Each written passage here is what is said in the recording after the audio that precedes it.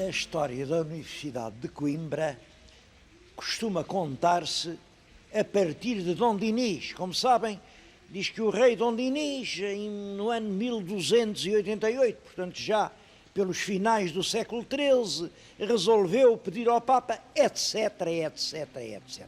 E é uma maneira certa de contar, claro que é uma maneira de contar.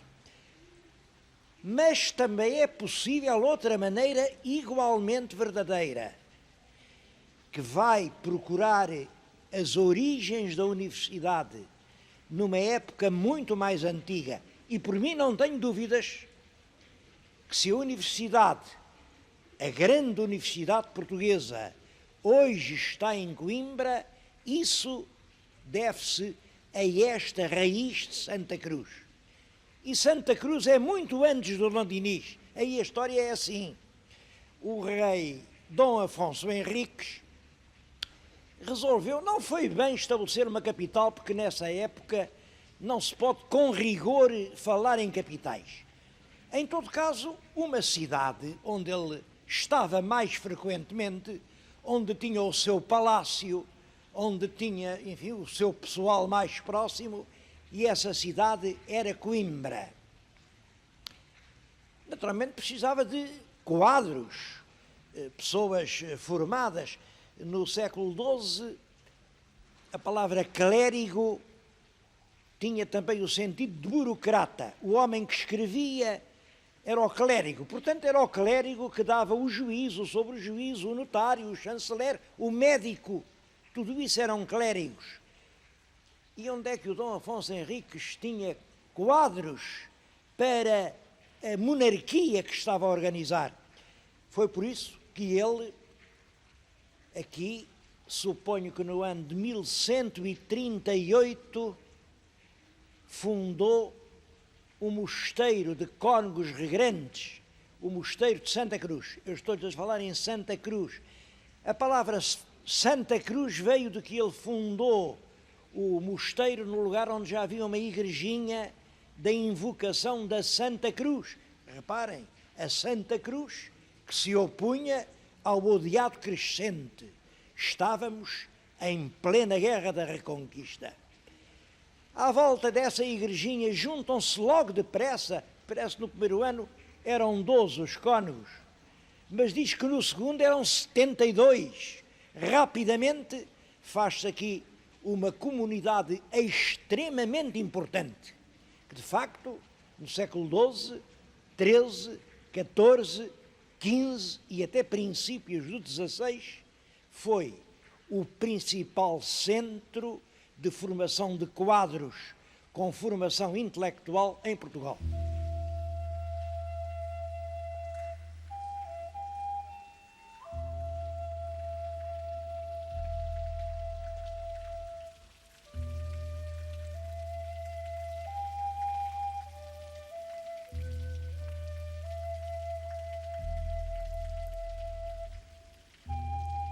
Hoje Santa Cruz é uma relíquia em ruínas. Este claustro está fechado ao público há já vai para 4 anos, porque pode cair. E é pena. A glória dos netos não tem nada a ganhar com a ruína dos bisavós.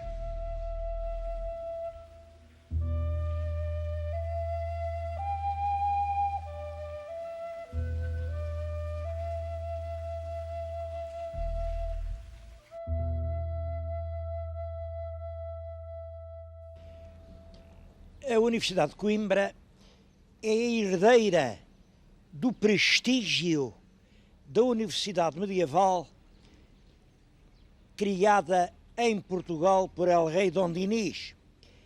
Ainda há pouco tempo a Universidade comemorou os seus 7 séculos e fê-lo com uma altura, uma qualidade, um brilho que são uma boa lição para os nossos comemoradores profissionais.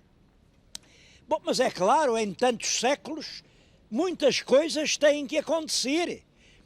Quem se vê lá fora é El Rei Dom Dinis, o fundador. Mas este que está aqui no centro dos Gerais, este quem é?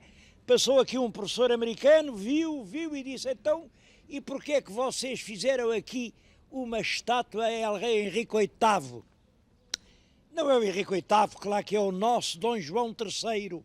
É o rei que introduziu em Portugal a Companhia de Jesus, que mandou vir a Inquisição, que reformou a Universidade. Parecem coisas assim muito contrárias umas das outras. A Inquisição, a Universidade, mas não é tanto como parece. São tudo atitudes dentro do quadro da Contra-Reforma. A Europa estava a ser cruelmente dilacerada pela Reforma e a Igreja Católica tentava, por dentro, reorganizar-se, reformar-se para não dar razão àquelas críticas. É nesse espírito que o rei manda vir realmente a Inquisição e admite a Companhia de Jesus e reforma lá embaixo a Ordem de Santa Cruz, porque os cônegos regrantes tinham-se tornado uns sujeitos soberbos, altivos, absolutamente impossíveis e sem virtude nenhuma a não ser o dinheiro. O rei ainda tentou reformá-los. A ideia primeira era que o velho casco medieval de Santa Cruz albergasse a alma nova de uma nova universidade. É por isso que a Rua da Sofia, com todos os colégios, vai dar a Santa Cruz. Mas não foi possível. Com aquela gente não houve entendimento possível. O rei zangou-se, tirou-lhes as terras com que fez a Diocese de Leiria, tirou-lhes as rendas que deu ao reitor da universidade, e é então que começa a universidade estável, permanente em Coimbra.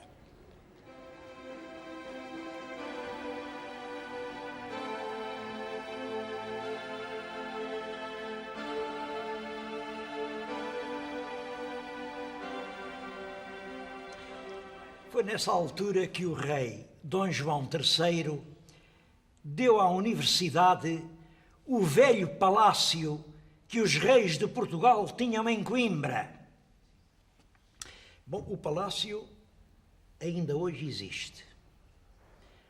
O Palácio Real coincide exatamente com a sala que está na nossa frente. Penso que se um dia os portugueses tivessem que votar sobre qual é o lugar mais ilustre do seu país, esta sala vencia as eleições. Foi aqui o paço del rei Afonso Henriques. Foi aqui, sob este teto, que nasceu Sancho II. Foi neste lugar que Dom Afonso II reuniu as primeiras cortes portuguesas, as cortes que legislaram as primeiras leis escritas, entre elas a Lei da Liberdade, a lei que proibia que alguém fosse obrigado a servir a quem não quisesse. Depois de Afonso II, aqui esteve Sancho II. Passou por aqui o bolonhês que nos trouxe a ideia da Europa. Esteve aqui muitas vezes Dom Dinis, não sei se aqui esteve ou não a Rainha Santa. Depois todos eles, todos os reis, passaram por Coimbra e foi exatamente neste lugar que em 1385 os representantes portugueses aclamaram como rei, em nome do direito que lhes assistia de escolher um rei natural, El Rei Dom João I. Foi esta sala ao berço da dinastia de Avis.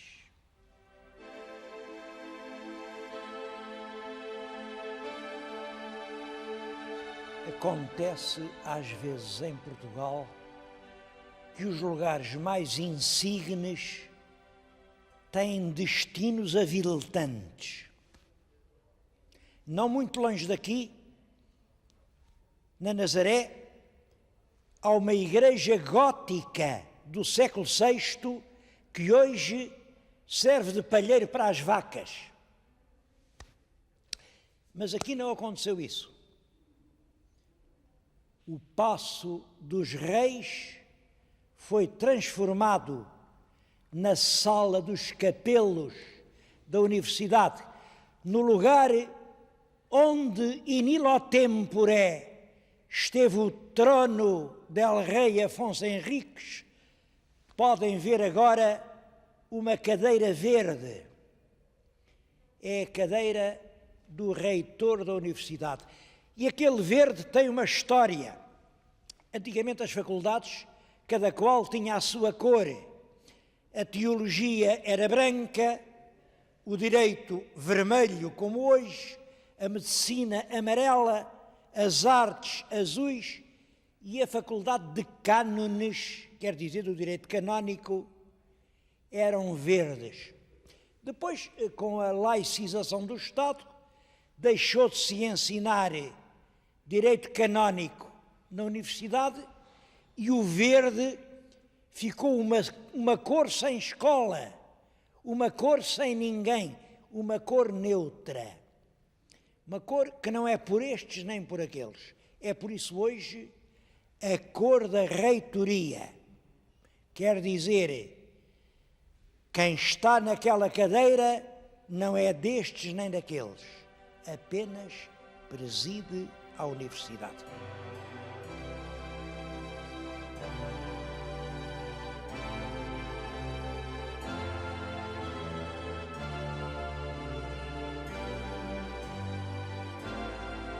Hoje, o magnífico reitor é o senhor professor Rui de Alarcão. É um ilustre catedrático da Faculdade de Direito.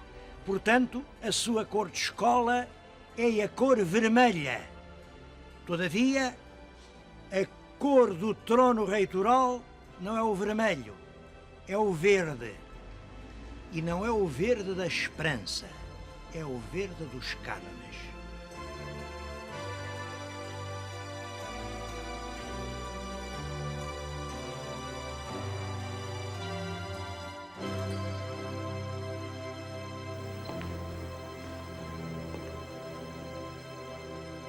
A universidade teve desde cedo a consciência da responsabilidade cultural deste lugar. E o que foi outrora Casa del Rei é hoje a sala dos doutoramentos, quer dizer, é aqui que prestam provas os candidatos à dignidade doutoral. Isto também é significativo. Eles sentam-se aqui nesta cadeira, os senhores lentes estão em frente e reparem, mais ou menos ao nível da cabeça do candidato ficam os pés dos examinadores. Isto significa realmente uma noção de cultura em que os pés dos senhores lentes estão sempre por cima da cabeça dos candidatos. Mas a toda a volta assistem 7 séculos de história. Que retratos são estes que dão a volta à sala toda? Vejam, o primeiro é Dom Afonso Henriques, o fundador. Logo depois o filho, Sancho I, que eu acho que também nasceu aqui. E depois Afonso II.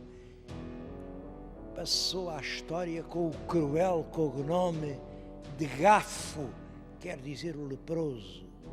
Merecia melhor o de legislador. E o de Sancho II, que morreu no triste exílio de Toledo. E o irmão Afonso III Bolonhês, que trouxe a Europa para Portugal. E Dom Dinis, que fundou a universidade. E depois os reis todos, é Afonso IV, o Bravo, e seu filho Dom Pedro, o do túmulo de Alcobaça, Dom Fernando, como dizia o Camões, o fraco rei faz fraca a forte gente, e Dom João I, que deve aos gritos erguidos nesta sala o ter sido rei de Portugal, e o filho, o rei filósofo, Dom Duarte, e o africano, Dom Afonso V, e o grande Dom João II, o rei que triunfou em Tordesilhas, porque sabia quantos palmos media a roda do mundo. E Dom Manuel, o grande Dom Manuel, que restabeleceu a paz entre os portugueses. Depois, aquele ambíguo Dom João III, em todo caso, foi ele quem trouxe a universidade para cá. E o pobre Dom Sebastião, que se perdeu nos areais de Alcácer e Quibir. Eu acho, o ar que se respira nesta sala diz que talvez um dia ainda ele possa voltar. Que o triste cardeal rei... Bom, e depois um lapso dos nossos doutores. Escreveram a história toda, mas não sei porquê não puseram lá os 3 Filipes. Mas a história reata-se aqui. Lá está ele, Dom João IV, o restaurador. E depois o seu filho malogrado, o pobre Dom Afonso VI. E o mau irmão, mas bom rei, Pedro II. E o filho dele, Dom João V, o grande rei de Mafra, dos coches, do ouro do Brasil. E depois o filho Dom José. Eu não sei o que é dizer Dom José, porque a imagem se esconde por detrás do perfil enérgico do Marquês de Pombal. E a filha de Dom José, Dona Maria I. E depois, Dona Maria I, coitadinha, que enlouquece do Brasil. E o filho, o príncipe regente, lá está ele, poderoso, o primeiro rei liberal português. Com os 2 filhos que ambos foram reis, os 2 irmãos desavindos, Dom Pedro e Dom Miguel. A universidade conseguiu este prodígio de os pôr ali frente a frente, eles que toda a vida se combateram. E depois vem Dona Maria II, filho Dom Pedro V, o pacífico Dom Luís, o talentoso Dom Carlos e, por último, Dom Manuel, que um tumulto popular em 1910 derrubou do trono português. É toda a história de Portugal que se conta nesta sala. Penso que só a visita àquela sala e uma explicação sobre cada uma daquelas telas justifica uma visita a Coimbra. Mas Coimbra tem muito mais. Coimbra continua a ser hoje a capital da cultura académica em Portugal. Reparem-me nestes trajes. É a capa e a batina, o hábito talar que vem da Idade Média. Vem-me à cabeça a canção. Coimbra é uma lição de amor e tradição. Coimbra é uma mulher, só passa quem souber. Mas quem souber o quê? Este é o lugar eleito entre todos para meditar sobre esse problema fundamental das relações entre progresso e cultura.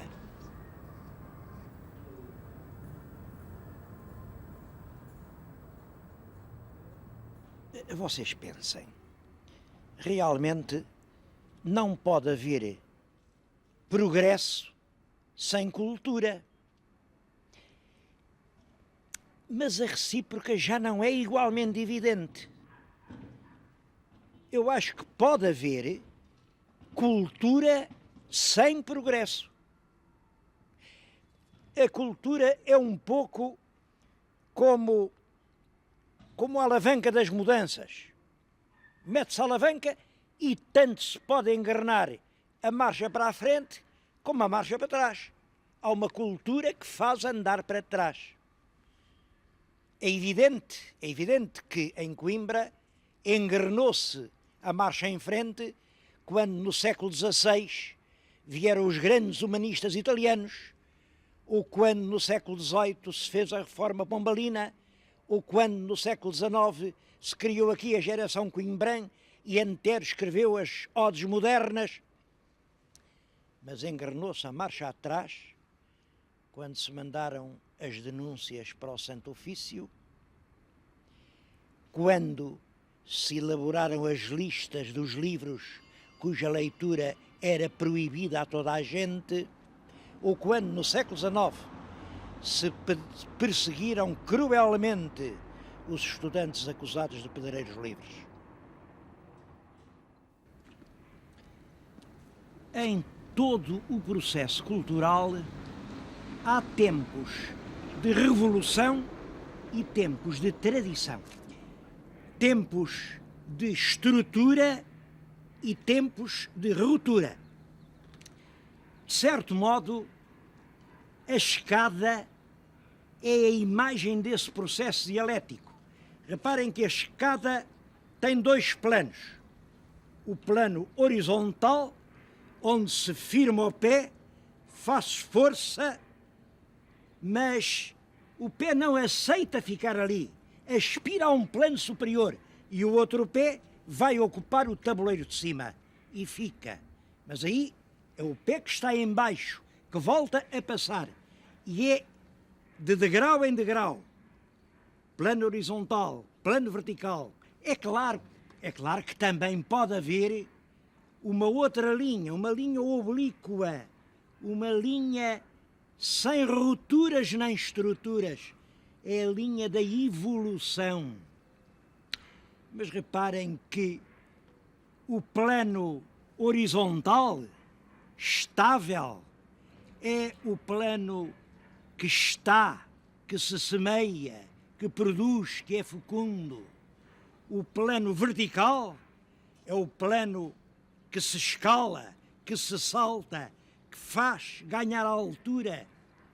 E o plano oblíquo é só o plano para resvalar, é o plano das cumplicidades, dos meios termos, dos compromissos.